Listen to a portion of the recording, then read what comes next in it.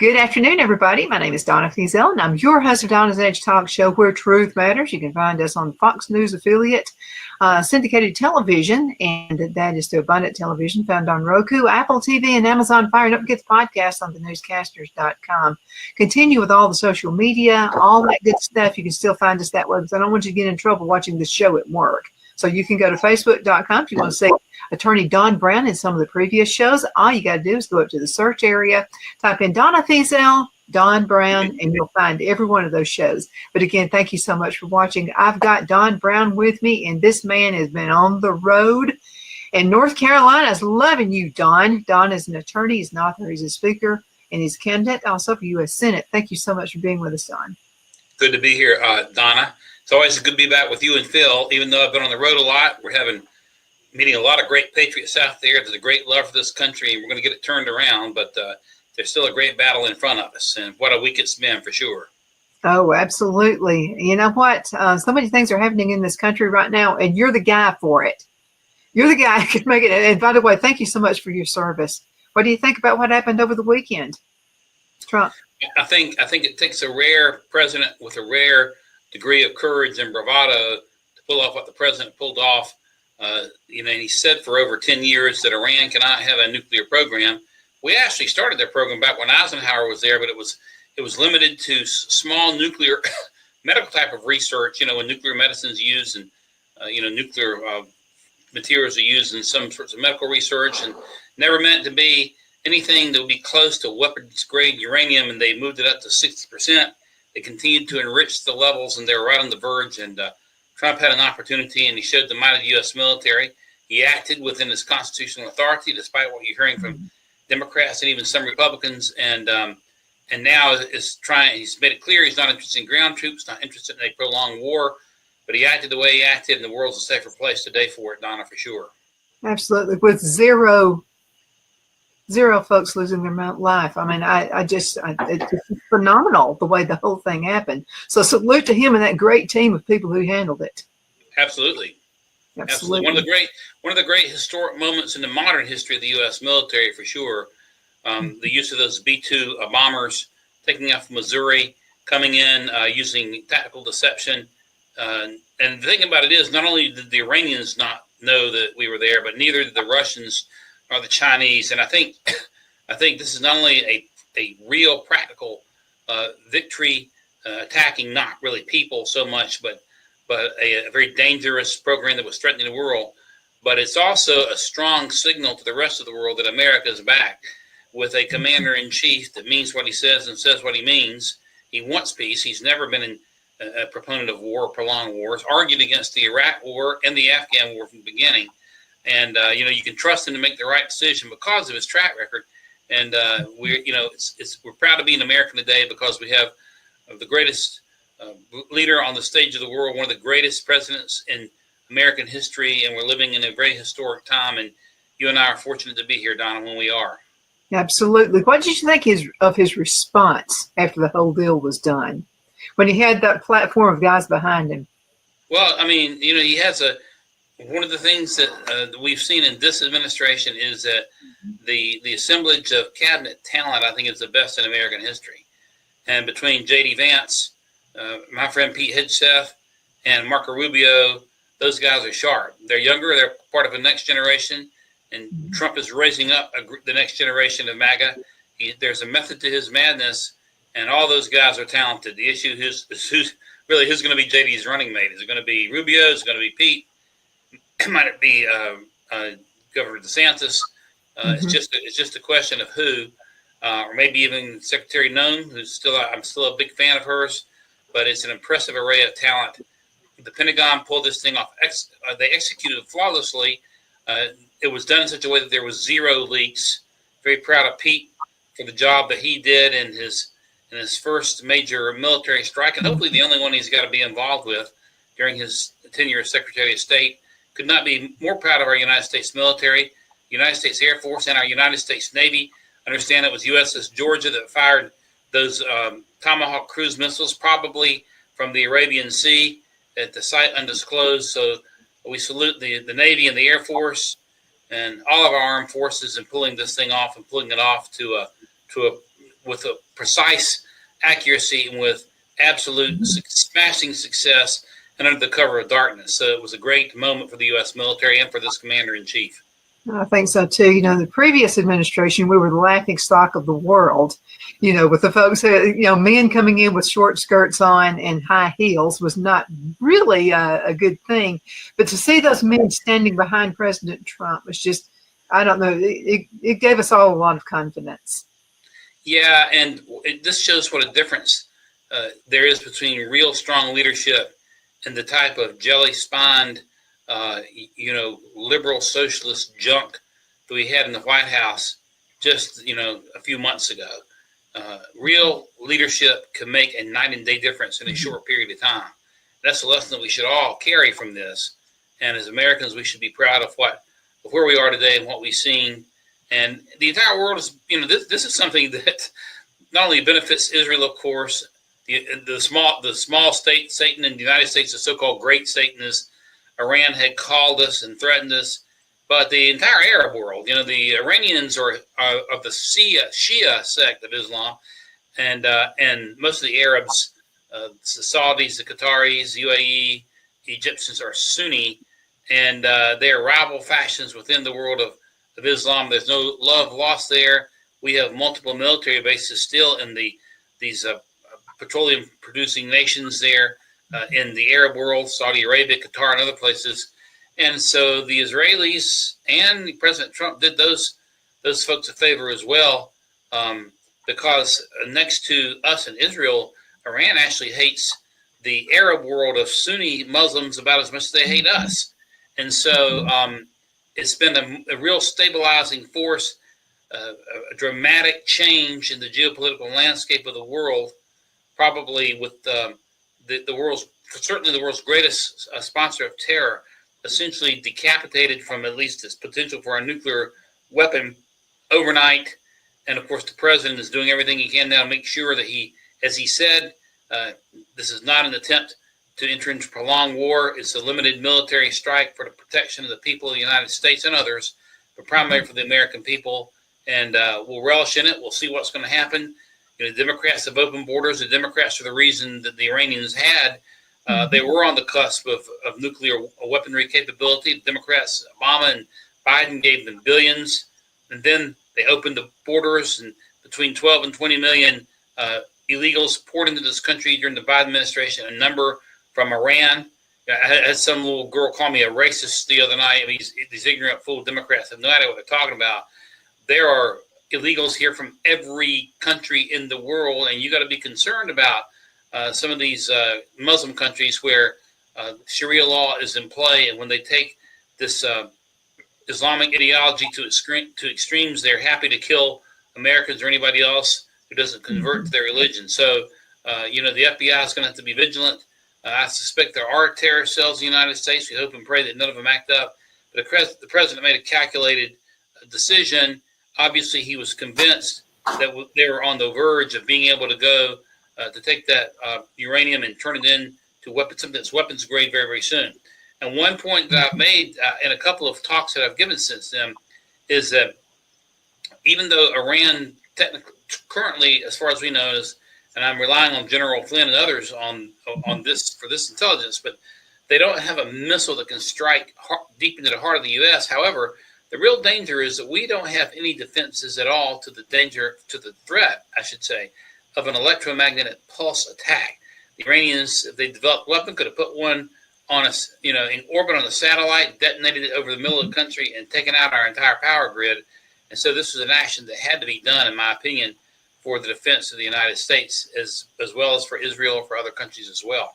Mm-hmm. Right. And there's so many different ways they can attack us. And we're so, I know yesterday the thoughts were, they could do something on the internet, send crazy messages, you click a link and then there goes everything on your computer. So there are so many things they can do. We just have to be vigilant. We have to really, really be smart and just, what could happen. That's right. And we all have to be that way in the coming days. Like Jefferson said, the price of freedom is eternal vigilance, and we have to be vigilant, even in our homes and towns and communities and farmlands and cities and the mountains and wherever we are. We got to be vigilant. We have to understand the Democrats did open borders. They did bring in, by some estimates, up to 20 million illegals, and there's some bad people in the United States right now. Trump is doing the best he can to get these illegals out. They're not all out yet, so everyone should be vigilant, and I'd recommend that good patriots be armed as well, just in case, and stick together, and let's see how it plays out. Absolutely. A number of us, first thought were, what about sleeper cells? What are your thoughts about that? Is it something that's a real threat right now?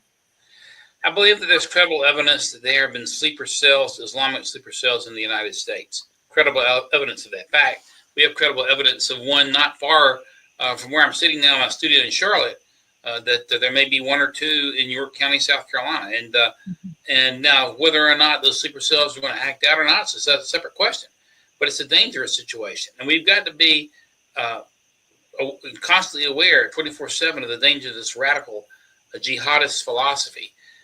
People talk about freedom of religion. My opinion is that this jihadist philosophy is not a religion. It is, in fact, a political ideology that must be crushed. And so folks have got to keep our eyes open. And as I say, if you're a patriot, we have a thing called a Second Amendment. And if our patriots are armed, they won't get very far. They may do some damage, but they won't get very far. So some people are saying, well, Trump just woke the sleeping dog. Is Iran the sleeping dog, or is the United States the sleeping dog?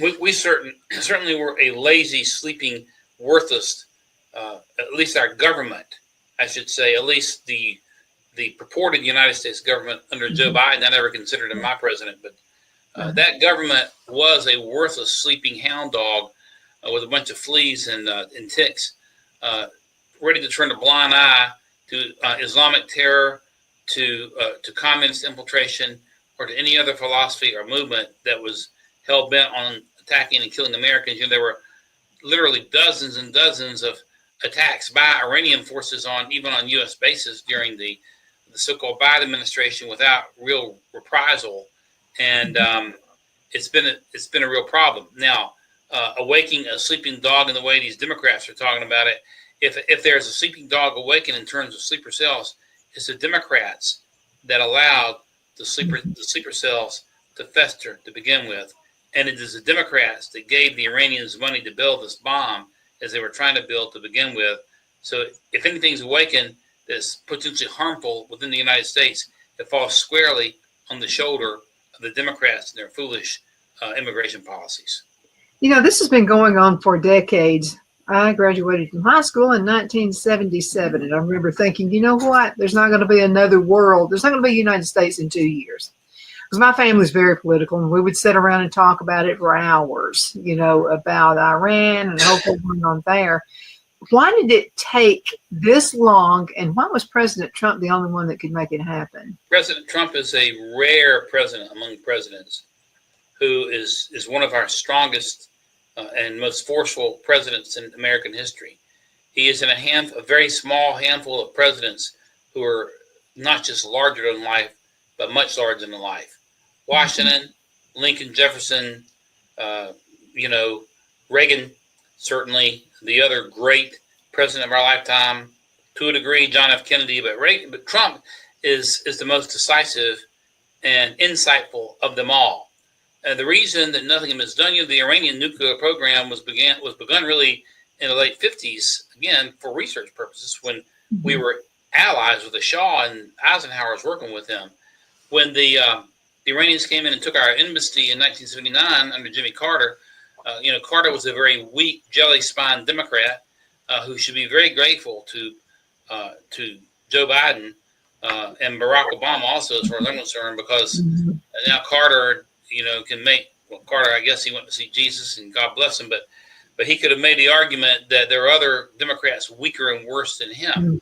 But they took the embassy, and Carter would come out and say, "We will not use force. We will not use force."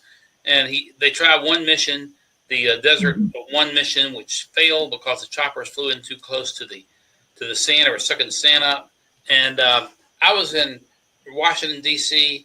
on January 20th of 1981, a date that would change history today, that Ronald Reagan was inaugurated as president. And I had been invited to the inauguration.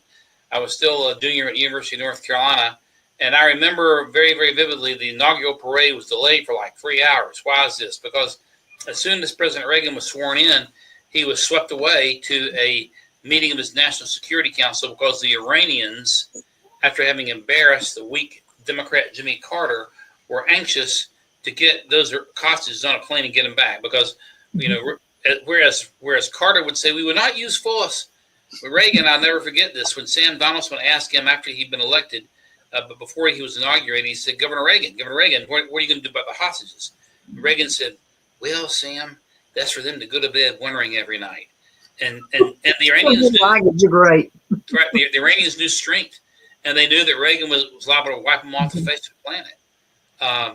But Trump is in that mantra. He's a strong leader. When you look at the other presidents we've had after Reagan, other than President Trump's first administration, we've not had a leader this strong. And of course, he was bogged down immediately, not just by the Democrats, but by fools in his own party. The individual I'm running against, Tom Tillis, voted in 2017 to give legal protection to Robert Mueller, the unconstitutionally appointed prosecutor that harassed the president and his associates all throughout his first administration. So Trump came in the first administration playing defense. The Lord knows best, as you know, Sidney Powell and I and other Patriot attorneys battled to try to stop the 2020 election steal. But the Lord knew that delaying Trump's return to office for 4 years would put him in a much, much, much stronger situation. And I'm of the old biblical belief from Genesis 1 that I'll bless those who bless Israel and curse those who curse Israel. And I was speaking in Jerusalem in 2016 at the Israeli 9/11 Memorial, and made the comment that I believe that the reason the United States exploded is the greatest and most powerful economic and political superpower, I should say, in the world, can be traced back to Harry S. Truman's decision to step forward and recognize Israel in 1948 against the advice of his own Secretary of State at the time, John Marshall. And he did, and we were blessed. And I believe that the president's decision, first off, to recognize Jerusalem as the capital of Israel and move our embassy there over the objection of the globalists and leftists who said it was start a war, blah, blah, blah, blah, has brought blessing upon this president. And I believe the decision to take out a rogue regime's nuclear capability that had threatened to take out the Jewish state will bless this president and bless this nation. So I believe in a biblical worldview, and I believe that it was the right thing to do on multiple fronts. Mm-hmm. Well, I think also President Trump has grown in Christianity because twice he mentioned God. Right. He thanked God, he loved God, we love God. He thanked him again. That's huge. We haven't heard that in a long time out of the president. And this is one of those missions you say this has got to be the hand of God, because it's like Trump back in the White House after everything they threw on him. I mean, you thought something about it. We lose 0 American service members, none. The attack is on a nuclear facility. I'm assuming that some Iranians, or a small handful, were probably killed if they were manning that facility or some of the other facilities, but there was no strike on the civilian population, not even a strike on Iran's military forces. And the way this thing was pulled off, again, it's one of the most brilliant executions of a military plan in modern American military history. And it will go down as that. And again, as I said earlier, it certainly sends a strong, strong signal to the rest of the world, even the Russians and the Chinese. We can hit you in the middle of the night and you never know we're there. So don't mess around with us. So it's been quite an eye-opening experience. I mean, nobody wants a war, but the president is determined we're not going to get into war. We got a $37 trillion national debt. We'll rebuild those bunker buster bombs, and hopefully there will be a period of peace now in the Middle East, at least for a period of time. Lives will be saved, and we'll see how it goes. Well, you're several steps ahead of us regular folks out there when it comes to the military and the things that are being used in the military. What made this so precise when it came to what they had to work with? One, we have the best navigation system in the world. The bunker buster bombs are actually designed for the sole purpose of hitting Iran's nuclear facilities deep under the ground. And what had happened here is you have one set of B-1s flying out toward the west, toward Guam, and these three that were involved in the strike took off from Whiteman Air Force Base in Missouri, flying east, and there were multiple KC-130 tankers, in other words, big planes of fuel that met the crew along the way. Then, as my understanding, we launched drones and used aerial electronic jamming to confuse the Iranians. So they were seeing planes come in, and they were just electronic blips on the radar. They're firing their missiles in the wrong place. And so it was a tremendous coordination, electronic jamming of signal intelligence, of the president himself sending confusing messages to the Iranians so as to disguise when and what he would precisely do. He did say he had 60 days, and he stuck to his word on that. But there were a combination of factors, and I got to give credit to my friend Pete Hegseth, who, as I've said, is going to be the best Secretary of Defense in this nation's history, and General Dan Raising King, the new chairman of the Joint Chiefs. Trump and Pete cleaned house as soon as Trump was sworn in, beginning from day one. It was General Kane who told Trump in Afghanistan that he could wipe out ISIS really within a matter of days, when the other generals were saying, "Oh, it could be months or a long time."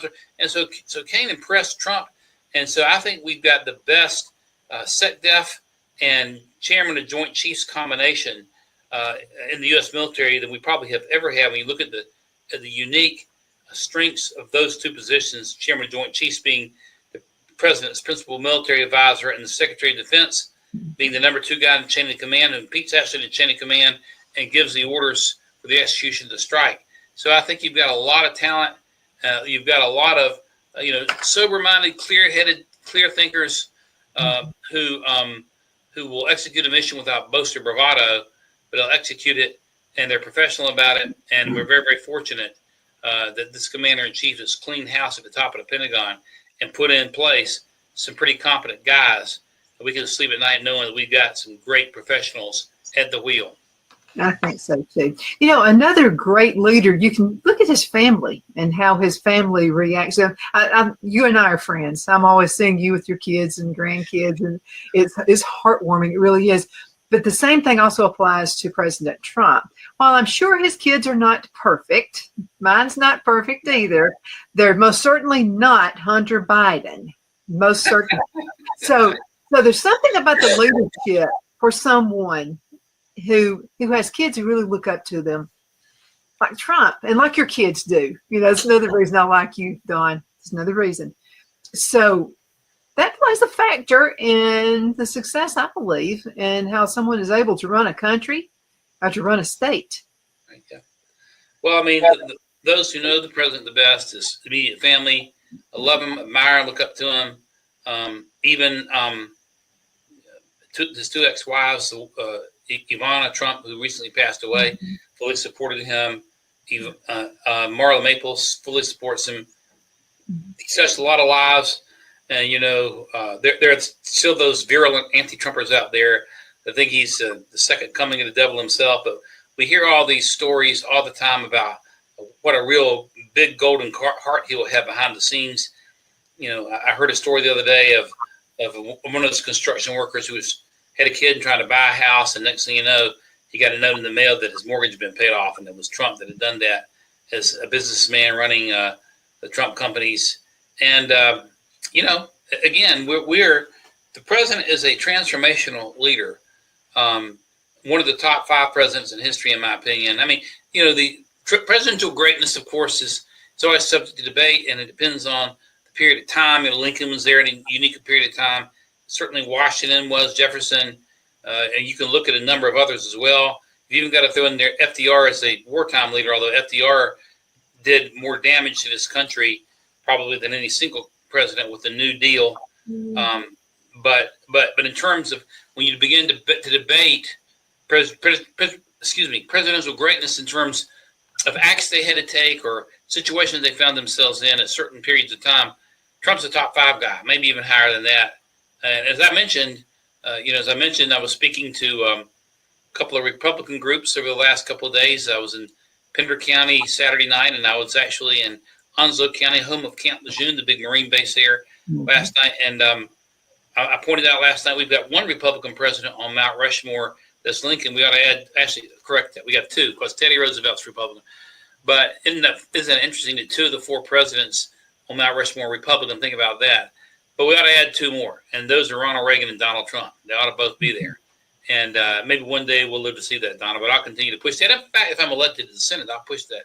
I will certainly push that with the National Park Service and see if we can make that happen. But they both deserve to be there. They are both larger than life figures.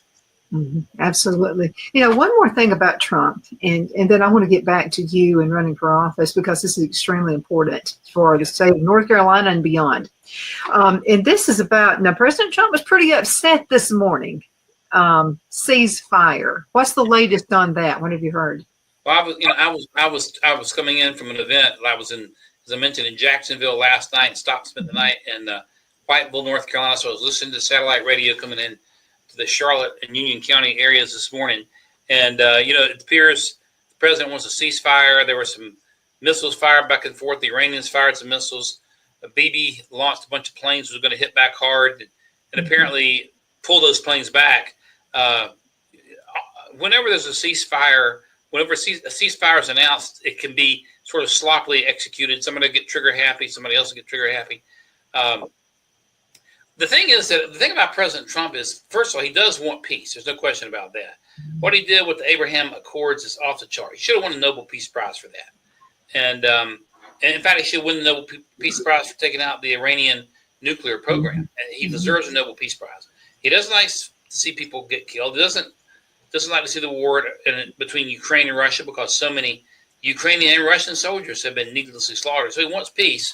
But the thing that folks still don't understand about President Donald Trump, again, I'm on a one of these text chains with some other Republicans, and we got a couple there that I would DeSantis fans and this sort of thing, and I like DeSantis also. But what you have to understand is President Trump will say something, and it's the art of the deal. He's saying something to set himself up, to set us up for better posturing. And so I think President Trump is certainly no fool. As I said, there was only one perfect man that ever walked on water. It wasn't me. It wasn't the president. But he's brilliant. The president's brilliant, and he's no fool. And he certainly understands that the nature of radical Islam, and it's very, very difficult, to have full-time peaceful relations with nations that want to destroy you. But part of this ceasefire thing, part of this advocacy, is kind of a win-win situation. He hits Iran harder than they've ever been hit. The next day he says, we're not going to hit you anymore, and he calls for peace. Now, just think about the juxtaposition of those contexts. It's just like you give them a bloody nose and break their teeth and say, okay, here's the ice yourself down. You don't want any more, do you? So we can stop, but I'm going to hit you harder. And so by calling for peace, if Iran does something, that's stupid after the president's call for peace, it is totally on them, and he's already said so.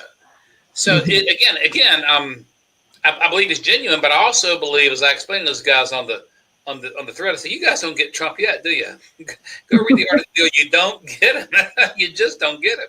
And of course, he said, I'm not for regime change, but if there's a better regime, why not? And he says, MIGA, like make Iran great again. He'll drop these things out there. And a lot of the strategic. He is a really fascinating presidential, presence to study. His character is fascinating. And so it's just, it keeps people guessing. He's playing three-dimensional chess. And I would say that even what we've been seeing today, in the days to come, when he's insisting upon a peace treaty and a ceasefire, there's a lot of three-dimensional chess involved here. And nobody, Donna, plays three-dimensional chess better than Donald Trump. I don't think so either. Unless it's you, Don. No. Somebody told me that you remind me of Trump. I said, well, thank you, but I couldn't walk in the I've been telling you this, so it's not just me, okay? So other people are telling you the same thing. You're tough, you got guts, and you love America. What else? What's better than that? Donna, as I said, I would go to war for President Trump. I trust the guy. He's pardoned 2 of my clients, but I'm not Donald Trump. But thank you very much for the very kind words. I do appreciate them. Or whoever says that, I appreciate them. You can slip that $50 to me a little bit later. Hey, we did it in our campaign. Go to brown4nc.com and please contribute. Thanks for the tip there. We do need we need to raise a little bit more $50 bills here and there. Let's go into a break. We're going to be right back in just a few minutes. Everybody. Twin City Used Car Sales has been serving drivers in the Northeast Alabama area for years with a quality selection of late model used cars, SUVs, and pickup trucks. On top of our extensive selection and competitive prices, we offer professional auto financing services for used car buyers of all credit levels. Whether you've just begun your search or you're ready to secure your next vehicle, at Twin City Used Car Sales, you will drive away with the vehicle of your dreams. The sales and finance staff at Twin City Used Car Sales looks forward to serving you, and you can apply for financing online before your visit to our used dealership in Gadsden, Alabama. Check us out on the web at twincityusedcars.com or go by our location at 901 First Avenue, Gadsden, Alabama. We sincerely look forward to serving you.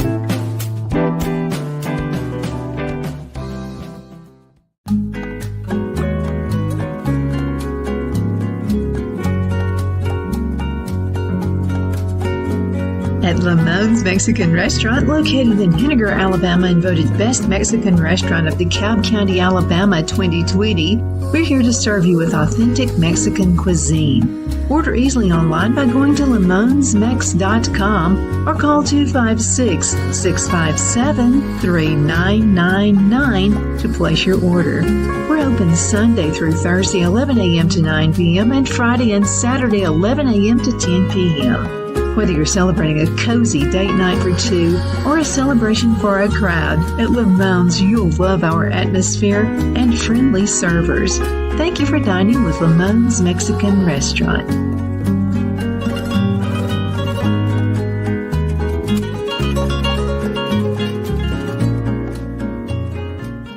At Liberty Bank, we're all about community, whether it's to help with a charity fundraiser or help families in need. Toys at Christmas or a local football team, we're here for you. You see, we realize the importance of family. Sometimes it's to build a new home or necessary home repairs. We're here for you. If you like the feel of a small town bank with all the conveniences of a big city bank, we're here to serve you. You will find us at any of our convenient locations in DeKalb, Marshall, Etowah, and Blount counties in North Alabama. You can call and speak with any of our friendly staff at 256-659-2175 or check us out on the web at libertybankal.com.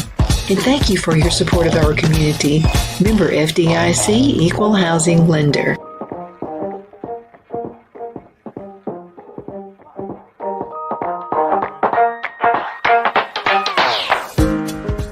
Because of your overwhelming support, our 1488 MyPillow has been one of the biggest sales in MyPillow history. I couldn't think of a better way to say thank you than to extend our wholesale pricing through Christmas. Get a classic standard MyPillow for only $14.88. Upgrade to a queen size, just $18.88. King size, only $1 more. Get my body pillows for only $29.88. And ready? Multi-use MyPillows, only $9.88. It's perfect time to stock up for Christmas gifts for everyone on your list. Go to MyPillow.com or call the number on your screen. Use your promo code to take advantage of our wholesale pricing. Including my classic standard MyPillows, only $14.88. But that's not all. I'm so confident you're going to love our classic MyPillows that I'm going to extend my 60-day money-back guarantee until March 1st, 2025. Plus, orders over $75 ship absolutely free. The only place I buy my beef is Lone Tree Ranch in Collinsville, Alabama. Their cattle is born and raised on their ranch, grass and grain fed, and you can feel confident when you serve your family and friends because their beef is all natural and no antibiotics or hormones are added. You can buy whole beef or perhaps go in with family or friends and buy half. Their customer service is number one as they take care of the delivery to their local processor and can deliver to your home for a small added fee. They also offer herd replacement heifers. I always call Lone Tree Ranch in Collinsville, Alabama for my beef specialty recipes and cookouts, and you can too. Food shortages are increasing, so buy local by calling 256-523-6462. That's 256-523-6462.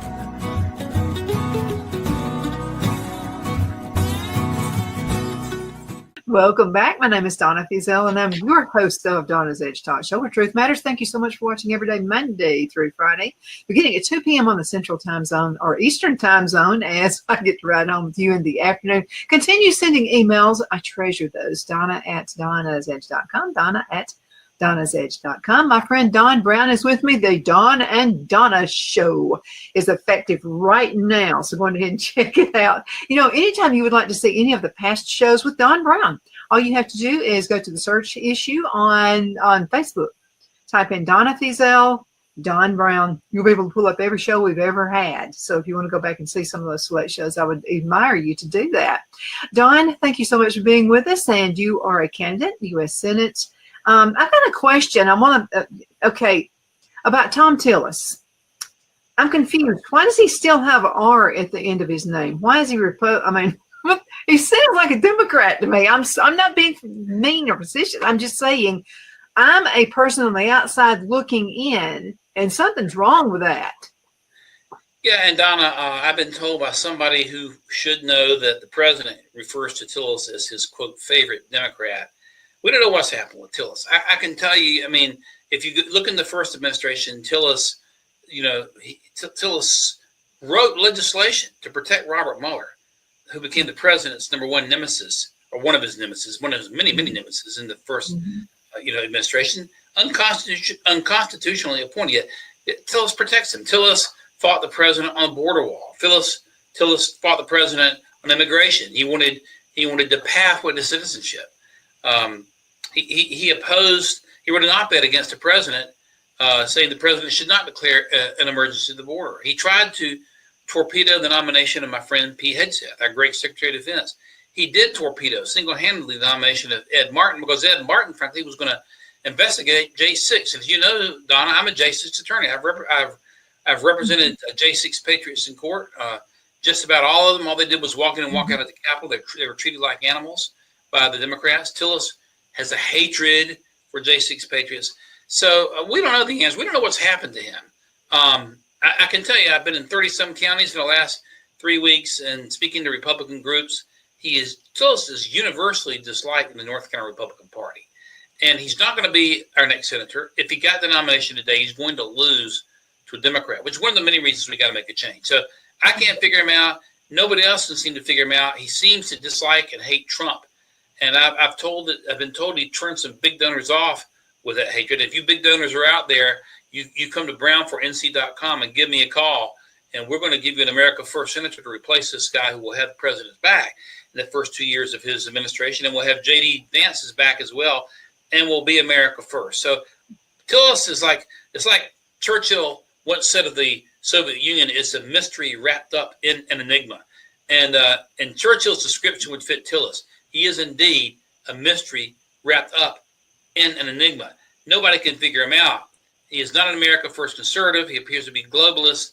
He has fought the president on some of the most important issues dealing with immigration, laying the groundwork for the president's administration to be derailed because of Mueller, attacking J6 patriots, and it goes on and on and on. And he's got to go, and he's going to lose. He's going to lose to me. But if I were in the race and he won, he would lose to the Democrat. So it'll be a good day to see him gone. We're going to restore the seat once held by Jesse Helms to an America First conservative that loves America First, and I'm looking forward to having that opportunity. Absolutely. I have a lot of friends in Charlotte. We lived there for 9 years, and they're all voting for you. I mean, even the ones who were Democrats back in the day, a lot of those voted for, Barack Obama. I try to forget that, but anyway, and really, it's been a good relationship because we can fill each other out. You know what I mean? Nobody argues. It's my relatives we argue with. But anyway, my friends in Charlotte, they're looking up to you, Don. They really are. They want something better. Thank you, Donna. And I'll be honest with you, I've had I've actually had former Tillis supporters come our way. I mean, really, that voted for Tillis, that believed in him, that were strong Tillis supporters that had felt betrayed, and they're on our team now. And we want to unite the Republican Party and united around an America First philosophy that is unbending, and not a globalist philosophy as Tillis and others, not just Tillis, but others in the Republican Party have pushed, but an America First philosophy. And I'm looking forward to doing that. And it'll take bold and courageous leadership. I pray that I'm up to the challenge. But I want to reunite this party, as I mentioned to the. It's interesting. I mentioned to the Onslow County Republican Party last night. The Republican Party was not even a party until 1854, and George Washington hated political parties. He warned against them. The Republican Party became a party because the Democrat Party was insistent on enslaving Americans just because of the color of the skin. That's what our party was born after. And you stop and think about it, Donna. We still had to deal with Democrats, Jim Crow, and all that kinds of stuff. But in 1942, Democrat President Franklin Roosevelt illegally imprisoned 120,000 Americans because of the color of their skin. That's the Democrat Party. And then just 4 years ago, it was the Democrat Party pushing these dangerous COVID jab mandates and mask mandates. They're a party of oppression. The Republican Party was born as a party of freedom. Now, I know we have these rhinos around. We have some people that play footsie with the Democrats and the globalists, but I want to see the Republican Party return to a party of patriotism where it's about freedom first. And I hope and pray that I can be a part of seeing that happen. Yeah, I hope so too. And I can't stop thinking about the governor we had in Alabama, George Wallace, standing right there at the door of the school. I mean, you remember that episode? He was a Democrat. Yeah, and it was, and the same thing in Arkansas was. It was Eisenhower, Republican president, who federalized the National Guard to open the doors at Arkansas. So it's been Republicans standing for freedom and standing for freedom of people that aren't necessarily white Caucasian Americans. We want freedom for all Americans. That's part of the promise of our Constitution: life, liberty, and the pursuit of happiness. And we recognize that these rights are what we call natural rights. They're given by God, and we can see that all throughout our writings. Our founders are influenced by that. Our founders, somebody said that about 40% of their writings were discussing, the three main philosophers behind the Constitution, being John Locke and Gladstone and Montesquieu. But the rest of the writings were on Scripture, and so that Scripture and freedom and the Constitution are the philosophies we embrace, and we need to be focused in embracing these great sources of freedom and making sure that others have that opportunity. And with big government, big corporations, the bigger they get, the more corrupt they get. And what we want to do is bring government down to the slim. We want to see a slim down federal government, slim down to the size and the vision that founders had for it. If there is a three-letter agency or a four-letter agency that is not constitutionally authorized, Department of Education, USAID, 1, 2, 3, 4, that's 5 letters, but still not authorized. Get rid of them. And I'll tell you, Donna, I've been talking about there is going to be, and I want us to understand this, in the next 6 years, in 7 years, there is going to be a battle for the survival of the American Republic. The Democrats right now are trying to ride Trump out. If they get control of either House of Representatives, the real ground battle will begin, and I hope and pray this doesn't happen in January of 27. If not, when Trump has finished his second term, even if J.D. Vance gets elected, they are being repelled by the force and power of Trump's personality.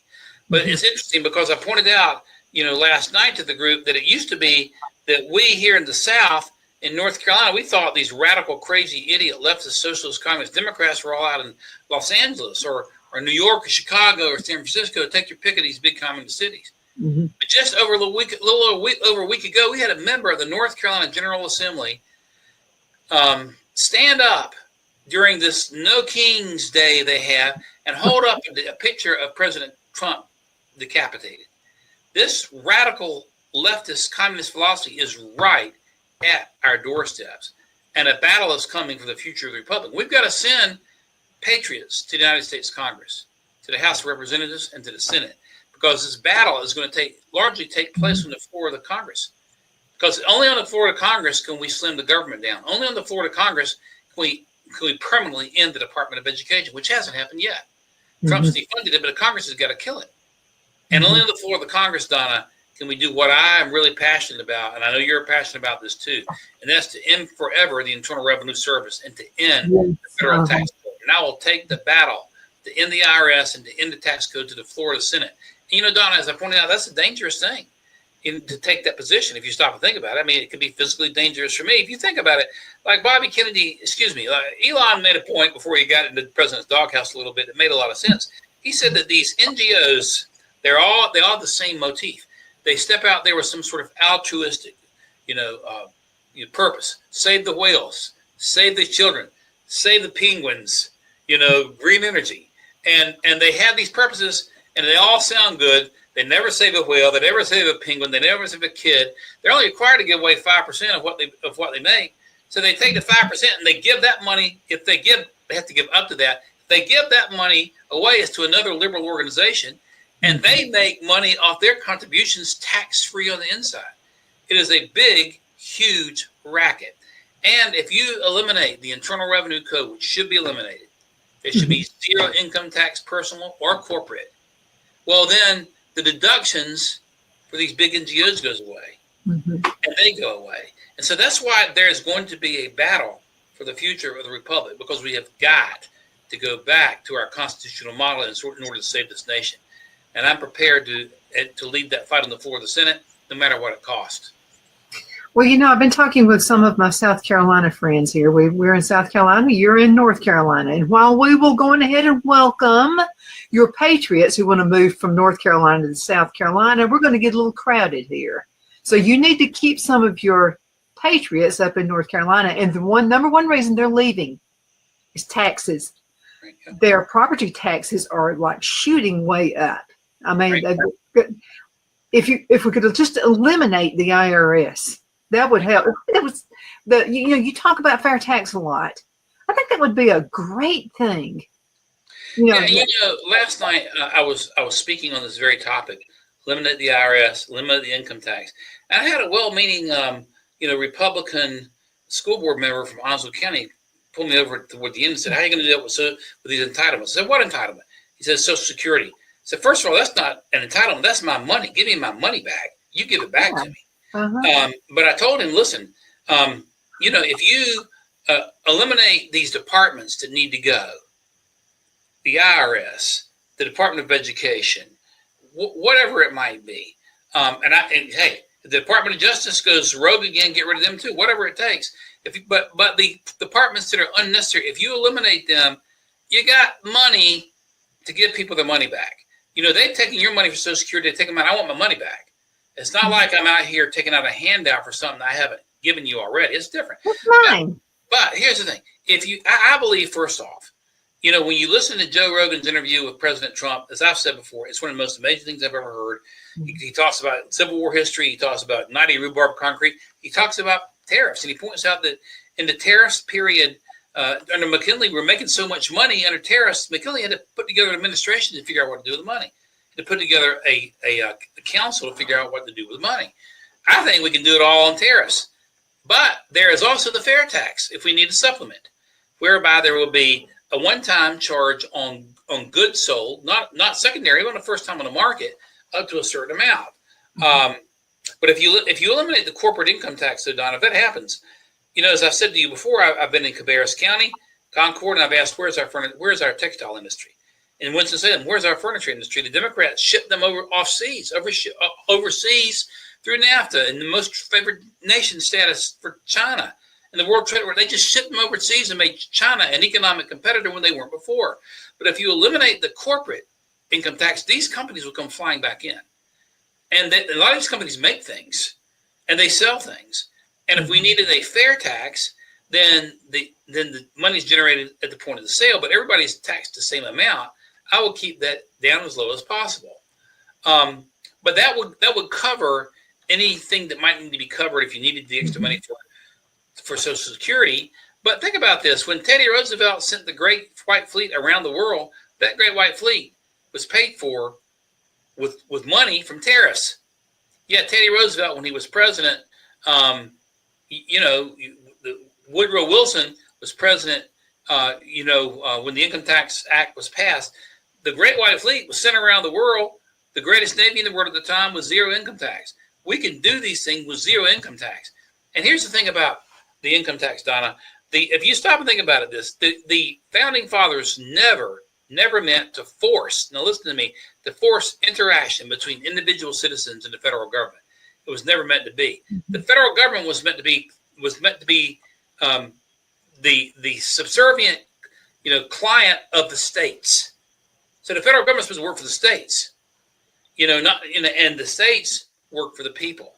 But if you think the way this income tax scheme is set, if you don't file a 1040, which is typical income tax return in April, or if you don't take an extension for it, they can prosecute you for willful failure to file. And if you do file and you make a mistake, or if you did not even make a mistake, but they think you made a mistake, they can prosecute you for income tax evasion. And so, see, this arrangement where you could be prosecuted is forced upon us by the federal government. That is not freedom. It was never meant to be that way. So you eliminate it. You should never have to ever fill out another 1040. And that needs to be ended by law. I know that my mother-in-law she's 85, just turned 86. She was freaking out not too long ago over her tax return. No 85-year-old should have to worry about that. In fact, no American should have to worry about it. And that is where the battle is going to have to be brought within the next 6 to 10 years. We can no longer sit back and say, well, let's reduce this a little bit, or let's reduce it, and keep this big, monolithic, cancerous government. It's got to be cut down, and we got to go to war against these agencies and take them out. And to save the nation, we've got to do it. Well, this is what I don't like. I don't like rules being made up as you go. I don't like that at all. So, we've all been told that, they can only go back 7 years on your income taxes. No, they can go back as far as they want to, because we were living in Charlotte, North Carolina, and I've shared this with you before. So I was at a rally, and it was a Tea Party event, and it was at the courthouse. And so apparently it was found out that a bunch of us there got audited. What happened was we moved back to Alabama, received a letter saying we owed over $10,000. $10,000. Okay, so I argued with Phil because Phil wanted to bring back every single tax record we ever had.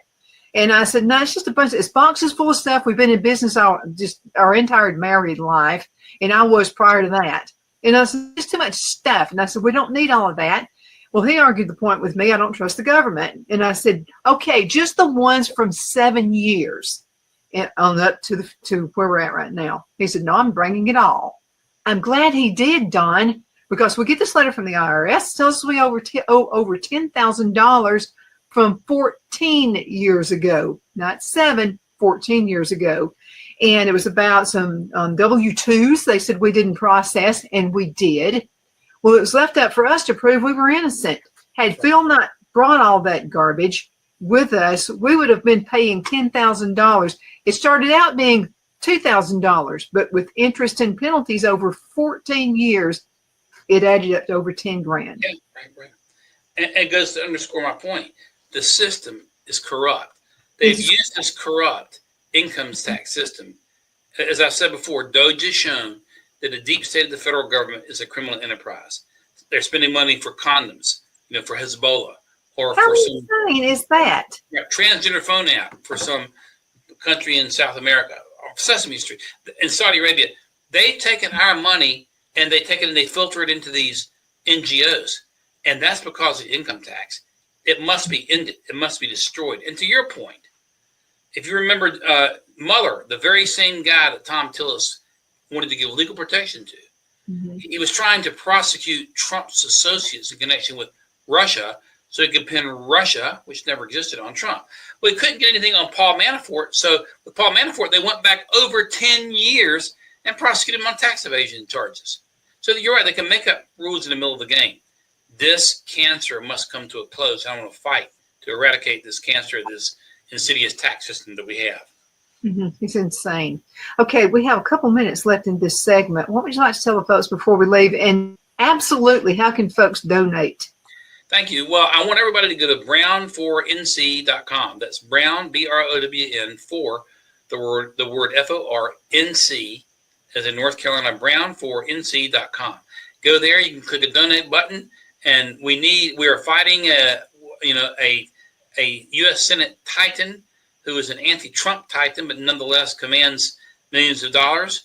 And we're going to need all the help we can get from grassroots folks. So please go to brown4nc.com and please help us out with a donation as much as you can do. And also, there's an opportunity to become involved in our campaign. You can fill out a little survey. Our team will get back with you, whether you're in North Carolina or not. If you're in North Carolina, we're putting together teams in every county. If you're not in North Carolina, we could still use you because we need a lot of social media help and folks who are outside of the state like you, Donna, know folks inside the state. So don't hesitate just because you might not be in North Carolina. And by the way, we've had many, many, many contributions from all over the country, California, Texas, the Pacific Northwest, everywhere. So there's nothing that prohibits you supporting an America First conservative candidate when the Senate is on the line. Even if you're out of the state of North Carolina, we appreciate it very much. This Senate race in North Carolina is the most important in the United States in the 21st century for a couple of reasons. Number one, the balance of the Senate can depend on this race. We want to hold it in the Republican column. But number two, the real question is, are we going to send will the great America First movement that President Trump has inspired and has lit the torch of freedom brighter than it's been in years, will it survive or not? You send an America First conservative to the Senate from North Carolina, the first opportunity after the presidential election, that will send a powerful message that MAGA is here and here to stay. And I'm that guy. I've got a track record of supporting the president. I'm unabashedly America First. I serve my country. I give my life for my country.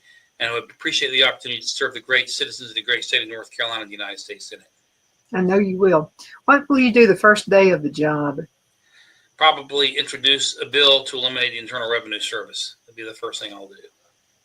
Absolutely. I want to be there when you do that. Oh, and where are you going to be? I know you're all over the state. So where will you be meeting next? Well, this week we'll be in Craven County, and we'll be over in Iredell County, and the next week we're off again to the mountains, and we're all over the place. We've been in the Outer Banks, we've been in the mountains.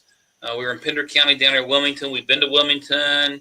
We've been all over the place, and so but we're going to be headed back down east in the next couple of days, and then we're headed to some events over the next couple of weekends to celebrate Independence Day, and so we hope the folks will be able to come out. Absolutely. Don, thank you so much for being on the show with me again today. I just needed to hear what you had to say about President Trump. Plus, I wanted to elevate you even more. But again, thank you so much for being with me. My pleasure, Don. Thanks for having me. Thank you guys so much for watching the Don and Donna show today as we took you through what's going on in this world. Again, thank you so much for watching. Continue sending emails, Donna@donnasedge.com. Talk to you later. Bye-bye. Donna's Designs offers a line of handmade memorial, wedding, and keepsake jewelry that launched back in 1970. I'm a self-trained jewelry designer, and I will work closely with you to create unique designs you can love and treasure for years to come. Whether that be flowers that were used in a funeral arrangement or stones you found on the beach at a memorable trip, call me at 256-659-4319, and let's think of the possibilities. Are you ready? We all wonder what tomorrow will bring, but the future lays itself at the feet of the prepared and surrenders to the will of the persistent. It's not easy, but today shapes you so you can shape tomorrow. With Northeast Alabama Community College, when the future asks if you're ready, you can answer Yes. Begin your future at Northeast Alabama Community College.